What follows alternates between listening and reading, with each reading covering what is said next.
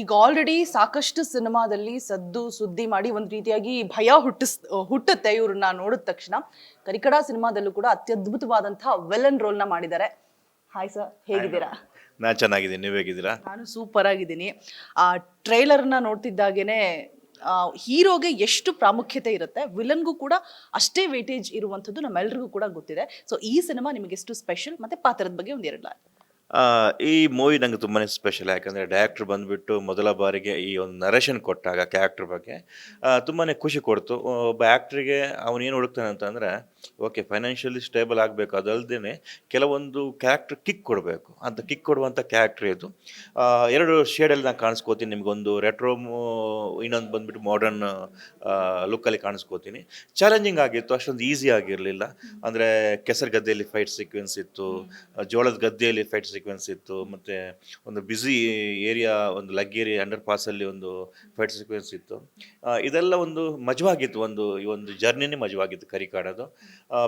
Beautiful team, beautiful script, ಅದಲ್ಲದೆ director ತುಂಬ passionate ಆಗಿ, ತುಂಬ ಏನು ಹೇಳ್ತಾರೆ, ಪ್ರಿಪೇರ್ ಆಗಿಬಿಟ್ಟು ಮಾಡಿದಂಥ ಒಂದು ಮೂವಿ ಇದು. ತುಂಬಾ ಅದ್ಭುತವಾಗಿ ಬಂದಿದೆ. ಟೆಕ್ನಿಷಿಯನ್ಸ್ ಯಾರ್ಯಾರು ಇದರಲ್ಲಿ ಕೆಲಸ ಮಾಡಿದ್ದಾರೆ ತುಂಬ ಒಂದು ಒಳ್ಳೆಯ ಎನರ್ಜಿಯಿಂದ ಇದ್ದಾರೆ. ಯಾಕಂದರೆ ಅವ್ರಿಗೆ ಅಷ್ಟು ಖುಷಿ ಇದೆ ಕೆಲಸ ಮಾಡಿದೆ. ಯಾಕಂದರೆ ನಾವೆಲ್ಲ ಮೂವಿ ನೋಡಿರಲ್ಲ, ಅವರೆಲ್ಲ ನೋಡ್ಕೊಂಡು ಮ್ಯೂಸಿಕ್ ಮಾಡಿರ್ತಾರೆ. ಅವರ ಅಭಿಪ್ರಾಯ ಕೇಳಬೇಕಾದ್ರೆ ಅವರಿಗೆಲ್ಲ ಸ್ಯಾಟಿಸ್ಫ್ಯಾಕ್ಷನ್ ನಮಗೆ ಕಾಣಿಸ್ತಿದೆ. ಸೊ ಹಾಗಾಗಿ ತುಂಬ ಖುಷಿ ಇದೆ ಸರ್. ಸರ್, ನಾ ಕೆಸರು ಗದ್ದೆಯಲ್ಲಿ ಫೈಟಿಂಗ್ ಸೀಕ್ವೆನ್ಸಸ್ ಅಂತ ಹೇಳಿದ್ರಿ. ಈಗ ನಾರ್ಮಲ್ ಆಗಿ ಫೈಟಿಂಗ್ ಸೀಕ್ವೆನ್ಸಸ್ ಎಲ್ಲೇ ಇದ್ರೂ ಕೂಡ ಮಾಡ್ಬೋದು. ಈ ಕೆಸರು ಗದ್ದೆಯಲ್ಲಿ ಅಂದ ತಕ್ಷಣ ಅಲ್ಲಿ ಓಡಾಡೋದೇ ಕಷ್ಟ. ಅಂಥದ್ರಲ್ಲಿ ಫೈಟಿಂಗ್ ಸೀಕ್ವೆನ್ಸಸ್ ಅಂತ ಅಂದ್ರೆ ಎಷ್ಟು ಸವಾಲಾಗಿತ್ತು. ಕಾಲು ಎತ್ತಿ ಇಡೋಕ್ಕಾಗೋದಿಲ್ಲ ಅಲ್ವಾ? ಆ್ಯಕ್ಚುಲಿ ಅದೆಲ್ಲ ಚಿಕ್ಕ ಚಿಕ್ಕದು ಸಮಸ್ಯೆಗಳಿರ್ತವೆ. ಈ ನಮ್ಮ ಪ್ಲೈನ್ ನೆಲದಲ್ಲಿ ಮಾಡೋದಕ್ಕಿಂತ ಕೆಸರು ಗದ್ದೆನೇ ತುಂಬ ಸೇಫ್ ಅಂತ ಅನಿಸುತ್ತೆ. ಯಾಕಂದರೆ ನೀರಿರುತ್ತೆ, ಕೆಸರಿರುತ್ತೆ, ಬಿದ್ರೂ ಏಟಾಗಲ್ಲ, ಏನೂ ಆಗಲ್ಲ. ಬಟ್ ಏನಂದರೆ ಕಣ್ಣಿಗೆ ಮತ್ತು ಕೂದಲಿಗೆಲ್ಲ ಹೆವಿ ಕೆಸರಾಗ್ಬಿಡುತ್ತೆ. ಎಲ್ಲಿ ಕಣ್ಣಿಗೆ ಬಂದುಬಿಡುತ್ತೆ ಅಂತ ಹೇಳೋಕ್ಕಾಗಲ್ಲ. ಒಂದ್ಸಲ ಕೆಸರು ಅದರಲ್ಲಿ ಕಲ್ಲು ಮಿಶ್ರಣ ಆಗಿರುತ್ತೆ, ಎಲ್ಲಿ ಚುಚ್ಚುತ್ತೆ ಅಂತ ಹೇಳೋಕ್ಕಾಗಲ್ಲ. ಒಂದು ಚಿಕ್ಕ ಅಪಾಯ ಇದೆ, ಅದು ಬಿಟ್ಟರೆ ತುಂಬ ಸೇಫ್ ಅದು. ಆ್ಯಕ್ಚುಲಿ ಕೆಸರು ಗದ್ದೆಯಲ್ಲಿ ಏಟಾಗಲ್ಲ. ಸರಿನಾ, ಒಂದು ಸಿನಿಮಾದಲ್ಲಿ ವಿಲನ್ನ ಇತ್ತೀಚಿನ ದಿನಗಳ ಸಿನಿಮಾಗಳಲ್ಲಿ ಹೇಗೆ ತೋರಿಸ್ತಿದ್ದಾರೆ ಅಂತ ಹೇಳಿದ್ರೆ, ಅವ್ನು ಕೆಟ್ಟವನೇ ಆಗಿದ್ರು ಕೂಡ ಅವನಲ್ಲಿ ಒಂದಷ್ಟು ಒಳ್ಳೆ ಗುಣಗಳಿದೆ ಅನ್ನುವಂಥ ಅಂಶವನ್ನು ತೋರಿಸ್ತಾ ಇದ್ದಾರೆ. ಅಂದ್ರೆ ಹೀರೋಗೆ ಎಷ್ಟು ಒಂದು ಒಳ್ಳೆತನ ಅದೆಲ್ಲ ಇರುತ್ತೆ. ಓಕೆ, ವಿಲನ್ ಮಾಡಿದ್ದು ಕೂಡ ಈ ವಿಚಾರಕ್ಕಾಗಿ ಈ ತರ ಮಾಡ್ದ ಅನ್ನುವಂಥ ಒಂದು ಮೆಸೇಜನ್ನ ಲಾಸ್ಟಲ್ಲಿ ಒಳ್ಳೆತನನು ಕೂಡ ಎತ್ತಿ ಹಿಡಿತಾರೆ. ಒಂದು ರೀತಿಯಾಗಿ ಆಡಿಯನ್ಸೇ ಕನ್ಫ್ಯೂಸಿಂಗ್ ಆಗಿ ಹೋಗ್ಬೇಕು, ಹೌದಲ್ವಾ ಇದು ಕೂಡ ಕರೆಕ್ಟೇ ಅಂತ ಹೇಳ್ಬಿಟ್ಟು. ಆ ಕಾರಣಕ್ಕಾಗಿ ವಿಲನ್ನು ಕೂಡ ಮೆಚ್ಕೊಳ್ತಾ ಇದ್ದಾರೆ ಜನ. 100%. ಈಗ ನಮ್ಮ ರಿಯಲ್ ಲೈಫಲ್ಲಿ ನೋಡೋಣ, ನಾವು ಯಾರು ಒಳ್ಳೆಯವರಲ್ಲ, ನಾವು ಯಾರು ಕೆಟ್ಟವರಲ್ಲ, ಸಂದರ್ಭಗಳಷ್ಟೇ.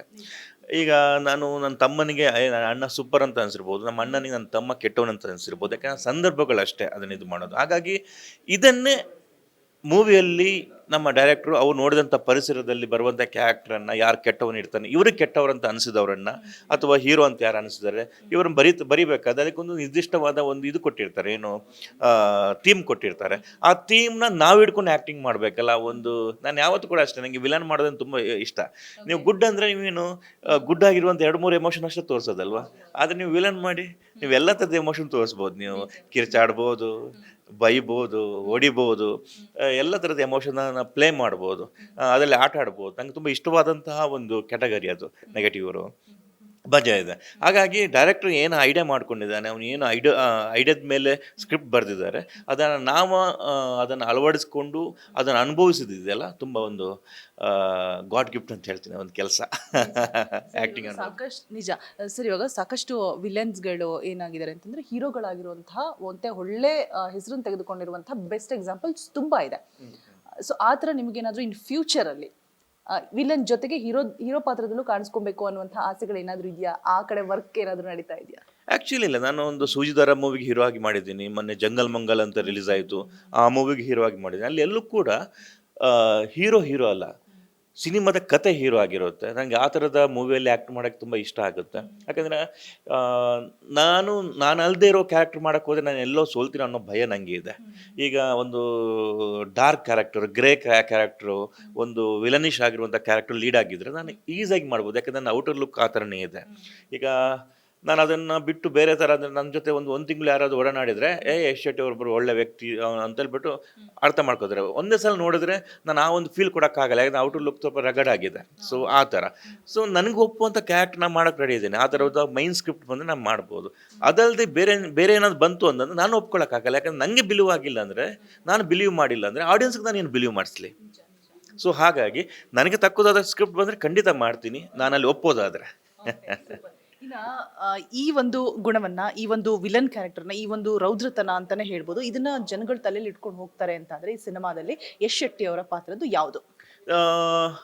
ನಾನೊಂದು ರೆಟ್ರೋ ಲುಕ್ಕಲ್ಲಿ ಮಾಡಿದಂಥ ಕೆಲವೊಂದು ಆ್ಯಕ್ಟಿಂಗ್ ಸೀನ್ಸ್ ತುಂಬ ಚೆನ್ನಾಗಿದೆ, ಅದ್ಭುತವಾಗಿದೆ. ನಾನು ನನ್ನ ತಂದೆ ಜೊತೆಗೆ ಬಾಲರಾಜ್ ವಾಡೆ ಅವರು ನನ್ನ ತಂದೆ ಕ್ಯಾರೆಕ್ಟರ್ ಮಾಡಿರ್ತಾರೆ.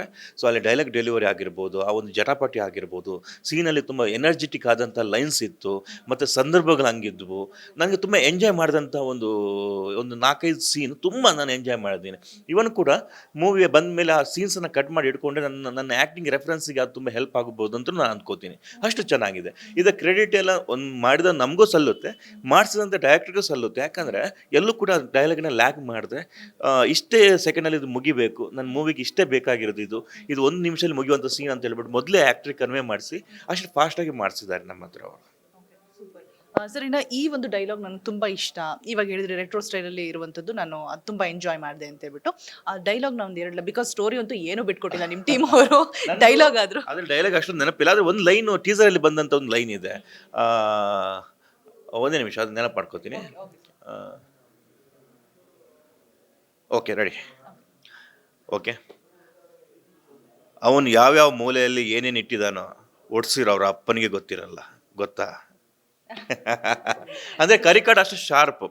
ಆ್ಯಕ್ಚುಲಿ ಕರಿ ಅಂದರೆ ಆನೆ ಅಂತೆ, ಕಾಡ ಹೀರೋ ಹೆಸರು. ನಾನು ಅದಕ್ಕೆ ಡೈರೆಕ್ಟ್ರ್ ಕೇಳಿದೆ, ಅವ್ರು ಹೇಳಿದ್ರು ಆನೆಷ್ಟು ಬಲ ಇದ್ದವನೇ ಕರಿಕಾಡ ಅಂತಂದರು. ನಾನು ಕೇಳಿದೆ, ಸರ್ ಅಷ್ಟೊಂದು ವೀಕ್ ಆಗಿದ್ದಾರೆ ನಮ್ಮ ಹೀರೋ, ಅದಕ್ಕೆ ಆನೆ ಬಲ ಅಂತ ಹೇಳ್ತಿದ್ರು ಅಂತಂದೆ. ಅದಕ್ಕೆ ಅವರಂದರು, ದೇಹದಲ್ಲಿ ಅಲ್ಲಪ್ಪ, ಇದರಲ್ಲಿ ಅಂತಂದರು. ಸೊ ನಮ್ಮ ಕರಿಕಾಡ ಅಷ್ಟು ಶಾರ್ಪ್ ಆಗಿದ್ದಾನೆ, ಅಷ್ಟು ಸ್ಟ್ರಾಂಗ್ ಆಗಿದ್ದಾನೆ ಎಲ್ಲ ಥರದಲ್ಲೂ ಕೂಡ.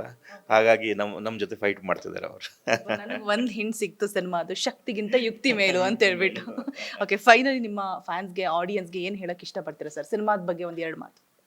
ಪಕ್ಕ ಇದು ಏನೋ ಪೈಸಾ ವಸೂಲಿ ಮೂವಿ. ಇದು ಒಂದು ಪಕ್ಕ ಕ್ಲಾಸ್ ಆ್ಯಂಡ್ ಮ್ಯಾಸ್ ಎಲಿಮೆಂಟ್ ಇರುವಂಥ ಮೂವಿ. ಸಂಬಂಧಗಳ ಬಗ್ಗೆ ನಿಮಗೆ ಅರಿವು ಮೂಡಿಸುತ್ತೆ. ಅದಲ್ಲದೆ ಅದ್ಭುತವಾದ ಲೊಕೇಶನಲ್ಲಿ ಇದನ್ನು ಶೂಟ್ ಮಾಡಿದ್ದೀವಿ. ನಮ್ಮ ಡೈರೆಕ್ಟರ್ ಆಗಿರ್ಬೋದು, ಹೀರೋ ಆಗಿರ್ಬೋದು, ಅವರ ಚೈಲ್ಡ್ಹುಡ್ ಮೆಮೊರೀಸ್ ಅನುಭವನೆಲ್ಲ ಒಂದೇ ತೆಕ್ಕೆಗೆ ಹಾಕ್ಬಿಟ್ಟು ಒಂದು ಅದ್ಭುತವಾದ ಕರಿಕಾಡ ಅನ್ನುವಂಥ ಅನುಭವನ ರೆಡಿ ಮಾಡಿದ್ದಾರೆ. ಇದರ ಅನುಭವ ನಿಮ್ಗೆ ಸಿಗೋದು ನಾಳಿದ್ದು ಫೆಬ್ರವರಿ 6ನೇ ತಾರೀಕು. ಬನ್ನಿ, ಎಲ್ಲರ ಜೊತೆ ಕೂತು ಈ ಸಿನಿಮಾನ ನೋಡೋಣ, ಎಂಜಾಯ್ ಮಾಡೋಣ.